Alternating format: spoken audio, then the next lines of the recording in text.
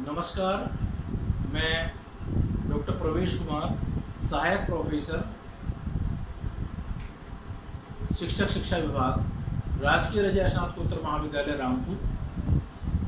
मैं refresher course के लिए माइक्रो टीचिंग सूक्ष्म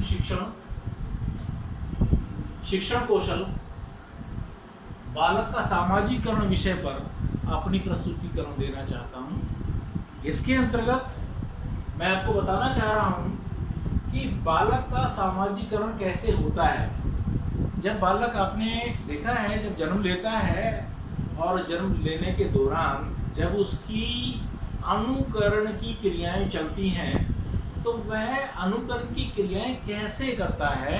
जैसे जैसे उसके दिमाग में, उसके माइंड में परिवर्तन आता है, कुछ वस्तुओं को देख करके परिवर्तन आता है, तो जैसा उसका एनवायरनमेंट मिलेगा, जैसा उसका पर्यावरण मिलेगा, उस पर्यावरण के तहत ही अपने मन और मस्तिष्क का विकास करे।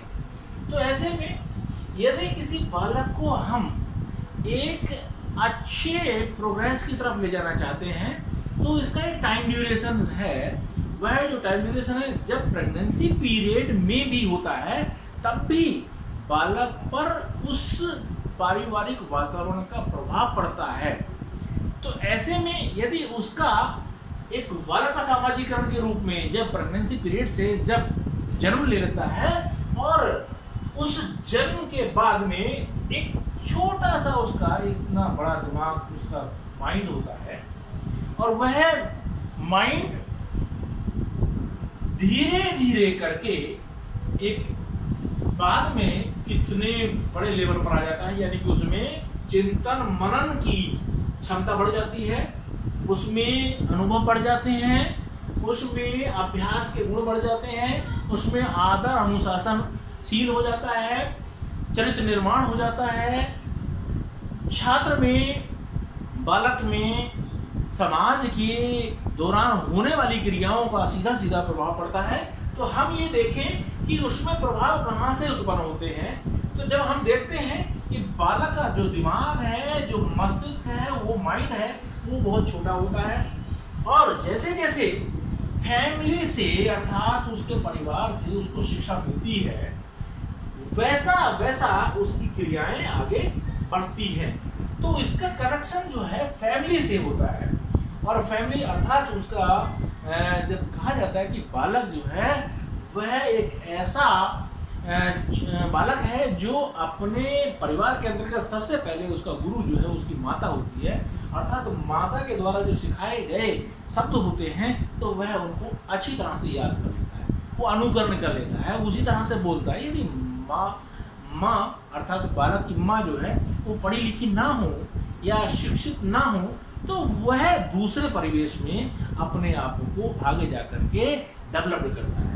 तो ऐसे में उसका टचिंग जो है वो फैमिली से है, और फैमिली की टचिंग भी जो है वो एक्टिविटीज से है। जैसी एक्टिविटी उसके परिवार में होगी वैसा वो सीखता है। सेम तो बालक को देखें हम कि को करिकुलर एक्टिविटीज इस फैमिली के साथ साथ में जो मिलती हैं वो स्कूल से भी मिलती हैं, क्योंकि स्कूल में सारी को करिकुलर एक्टिविटीज होती हैं, तो उसके अंतर्गत उसके सारे विकास होते हैं, मानसिक विकास हो, चारित्रिक विकास हो, फिजिकल डेवलपमेंट हो, तो सारे विकास उसके अंतर्गत होते हैं। यह को करिकुलर एक्टिविटीज, ये विद्यालय जो है, ये स्कूल जो है, वो कहाँ से कनेक्ट होता है, वो सोसाइटी से कनेक्ट होता है। सोसाइटी ऐसी चीजें हैं सोसाइटी के अंतर्गत जो समाज के अंतर्गत कि बालक का जाना स्वाभाविक है, इसलिए सब सोसाइटी में होता हुआ इस विद्यालय में प्रवेश करता है, क्योंकि विद्यालय जो है वो सोसाइटी के ऊपर निर्भर करता है। तो उसमें इसके अंतर्गत विद्यालय में टीचर होते हैं और सोसाइटी से ही टीचर डेवलप होते हैं। तो सोसाइटी से होते हुए जो टीचर डेवलप होते हैं, टीचर जो है वो विद्यालय में जाते हैं, तो विद्यालय का कनेक्शन भी स्टूडेंट से होता है। तो ऐसे में जो विद्यालय में चीजें पढ़ाई जाती हैं वो अधिकतर 80% पॉजिटिव होती है, 80% पॉजिटिव होती है। शिक्षक पढ़ाता है 80% पॉजिटिव होती है।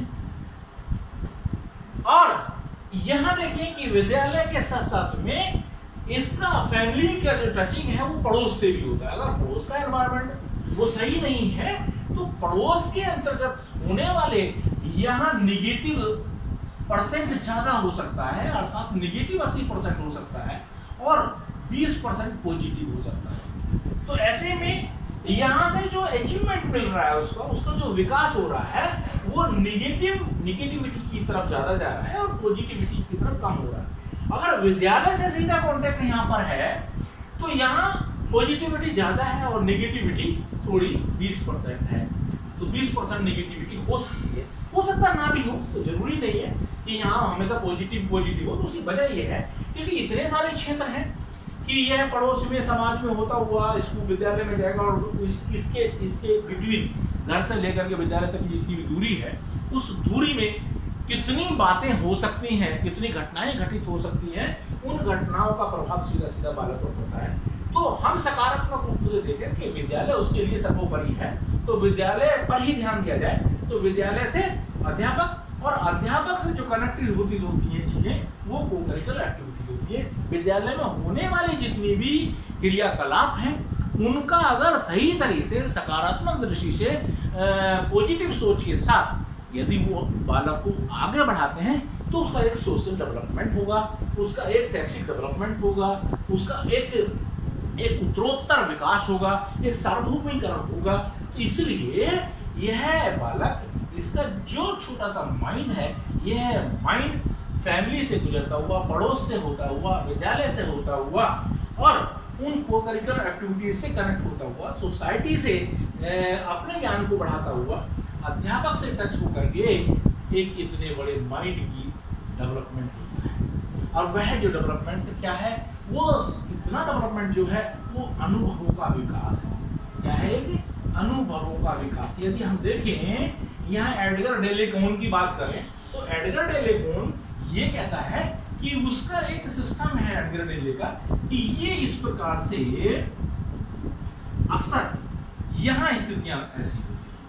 ये कौन है एडगर डेले का कौन है, इसमें जो निचोड़ है कि सबसे पहले इतनी सारी बातें आएंगी, फिर इतनी सारी बातें होंगी, फिर इतनी सारी होंगी और धीरे धीरे एक चिंतन मनन की तरफ जो है एक छोटा सा पॉइंट नजर आएगा कि इसमें इतना चिंतन मनन है कि जिससे कि अपने शैक्षिक विकास का वह अपनी आसानी से आगे अपना विकास कर सकता है और एक अच्छी स्थिति में पहुंच सकता है। तो ऐसे में हम देखें कि इस बालक के सामाजिकरण में जो एलिमेंट्स हैं, तो एक परिवार हुआ, दूसरा पड़ोस हुआ, तीसरा हमारे पास में विद्यालय हुआ, चौथा हमारे पास में को-करिकुलर एक्टिविटीज हुई। इस को-करिकुलर एक्टिविटीज में जो खेलकूद हुए और खेलकूद के साथ साथ में जो सोसाइटी है, जो कम्युनिटी है, इसमें जो जाति है, वो धर्म है, इनसे भी टचिंग रहती है। इसलिए ये एलिमेंट्स इसके साथ जुड़े हुए। और अगर हम देखें जो बालक के सामाजिकरण के जो फैक्टर हैं वो है परिवार के द्वारा क्या होता है, पालन पोषण होता है। दूसरी बात, जो सहानुभूति मिलती है वो फैमिली से मिलती है, कभी कभी पड़ोस से भी मिलती है सहानुभूति और कभी कभी विद्यालयों से भी मिलती है। साथ ही जो सहकारिता है, जो कोऑपरेशन है, वो कोऑपरेशन जो मिलता है वो विद्यालय में टीचर से मिलता है। और जो सोसाइटी है उस सोसाइटी में जो फ्रेंड सर्किल होता है वो उससे भी मिलता है, फ्रेंड सर्किल से भी मिलता है। इसके साथ में जो कोऑपरेशन मिलता है वो माता और पिताओं का मिलता है। तो सबसे ज्यादा कोऑपरेशन जिसका मिलेगा वैसे ही बच्चे का विकास भी होगा। इसके बाद में है आत्मीकरण। आत्मीकरण का मतलब है कि अपने आप में जो सैचुरेशन है, अपने आप में जो बिलीव है, जो उसका कॉन्सेप्ट है वो क्लियर करने के लिए एक टीचर अपने आप में ऐसी स्थिति है जो आत्मीकरण का विकास करता है। इसके साथ साथ में जो निर्देश मिलते हैं उसको, तो फैमिली से भी निर्देश मिलते हैं और विद्यालय से भी निर्देश मिलते हैं और टीचर के निर्देश का भी उसको पालन करना पड़ता है। फिर उसके बाद अनुकरण से है।